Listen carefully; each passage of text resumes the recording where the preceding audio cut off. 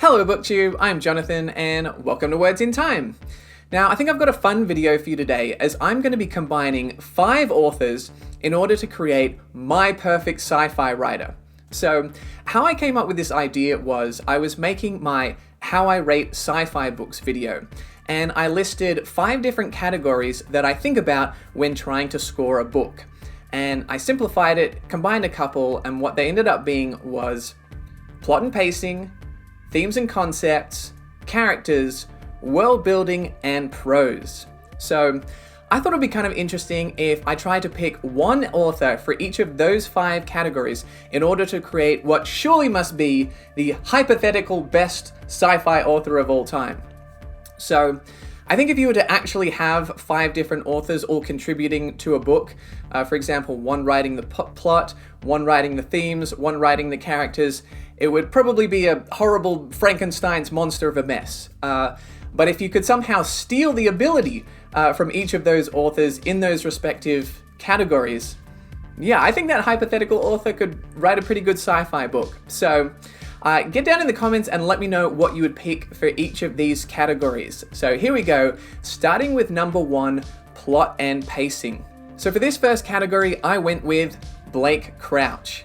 And why did I pick Blake Crouch for plot and pacing? Well, I've read 2 of his books. I've read Recursion and Dark Matter, and I absolutely love both of them. They're around 300-ish pages each, and I've never gotten through 600 pages so quickly before in my life. Absolutely loved it. And how Blake Crouch holds my attention, he does that in a couple of ways. The first is he writes great mysteries. Both of these books start off with some pretty weird things happening and you instantly want to get to the bottom of them. Secondly, those mysteries are rooted in interesting sci-fi concepts. So he uses technologies and theories in order to build the narrative around. And as a sci-fi reader, I'm all about that. Absolutely love having those at the heart of the story. And third, the reason why, to me, I think the pacing is so good is because he's constantly giving you little nuggets. He's upping the stakes and he's giving you these moments which are either pieces of the puzzle or they're red herrings, and you want to figure it out. You want to put all those pieces together and see what it looks like at the end. So I definitely want to read more by Blake Crouch, and I think whatever hypothetical book this combined author comes up with, it's going to be a fast read thanks to Blake Crouch. And for our second category, themes and concepts, I went with Arthur C. Clarke. So I picked Clarke for this category for 2 reasons.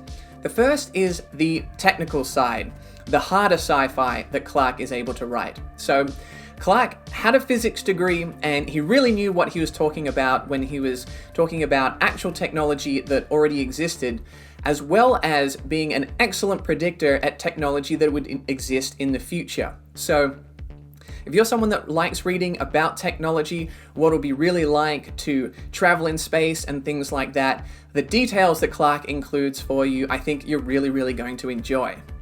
Now, the second reason that I picked Clarke is for his softer side, his philosophical side as well, because as well as getting into the nitty-gritty of the hard sci-fi, Arthur C. Clarke really makes me think about big ideas, big concepts, big consequences for both me as an individual and humanity as a whole.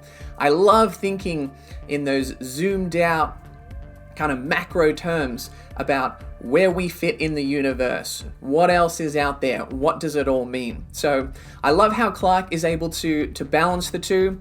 Not as famous for his character writing, but hey, that's why we're picking by categories and someone else is going to pick up the slack in that department. But Arthur C. Clarke, amazing themes and concepts.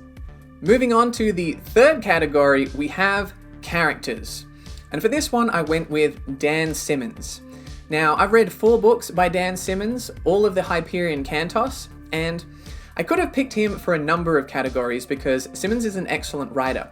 But the reason why I went with characters is because in Hyperion, we not only have different genres in the different short stories, but the characters vary a lot too. And they all felt equally real and I was equally invested in all of them, which I think is really impressive and not an easy thing to achieve.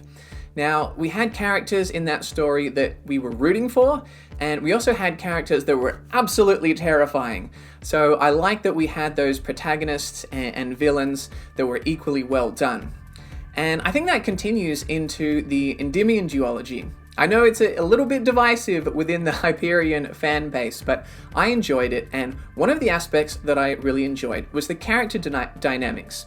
So we had our main trio of Rawl, Abetic, and Aeneas, and sometimes the Shrike, and that kind of friendship, that bond, that interesting shifting dynamic that was formed as they went on this epic adventure was so endearing to me. I felt like I was traveling that river with them, and I wanted to kind of be part of that group. And they each had unique personalities, and when we followed those characters separately, they all had such distinct voices. So I think whichever planet we're on, whatever timeline we're on, wherever we are in this crazy book that we're creating, I'd like Dan Simmons to be writing the characters. Next, for our fourth category, we have world building. And for this category, I chose Adrian Tchaikovsky. Now, admittedly, I've only read one book by Tchaikovsky, Children of Time, but it is one of my favorite books ever. And I will be reading Shards of Earth very soon. It's actually the #1 book on my TBR list for 2022. So, based on the description for that book, as well as other Tchaikovsky novels, it's evident that world building is a major focus of his writing. In Children of Time, we follow two different storylines, and one of which in particular was just so interesting to me. We have these spiders that increase their intelligence, and we follow them as their consciousness, intelligence changes, they form societies, they create new technologies, and the way Tchaikovsky wrote this ever-changing planet with this ever-changing species, it just felt so real and rich and alive to me, and I really felt like I was there, and I just wanted to learn more and more about the world. So, for this crazy book that these 5 authors are writing, whether it's a modern urban setting or it's a planet in some alternate dimension, I think Adrian Tchaikovsky would be able to bring it to life with his amazing world building. And for our 5th and final category, we have prose. And for prose, I went with Christopher Rocchio. Christopher Rocchio is the author of the Sun Eater series, of which I have read the first 3 books. The 4th is coming out in March, as well as his novella The Lesser Devil and his short stories Tale of the Sun Eater Volume 1. I've been eating it up this year for a number of reasons. I love the Sun Eater for a number of these categories, but especially the prose. So, what I think Christopher Rocchio does so well is, on top of his technical abilities, he's clearly a fantastic writer, has a masterful handle on words and language, is how he matches the words and language to the specific scenes, to the tone that is required at the time. So the emotional scenes have a real weight to them. The action scenes are incredibly exciting. He can be very sharp and biting when he needs to be, and he can offer a bit of lightness and brevity when he needs to as well. So I think the range of skills that he brings to the page, it just brings the story to life, and it's so memorable too. It's not often that I'll be reading a book and I'll have to stop and go back and just read a paragraph again because it was so poetic, it was so beautiful. I wanted to take it in all over again and wanted it to stick. So, one of my favorite new series, in particular because of Christopher Rocchio's prose. So those are the 5 authors I chose to create my perfect sci-fi writer.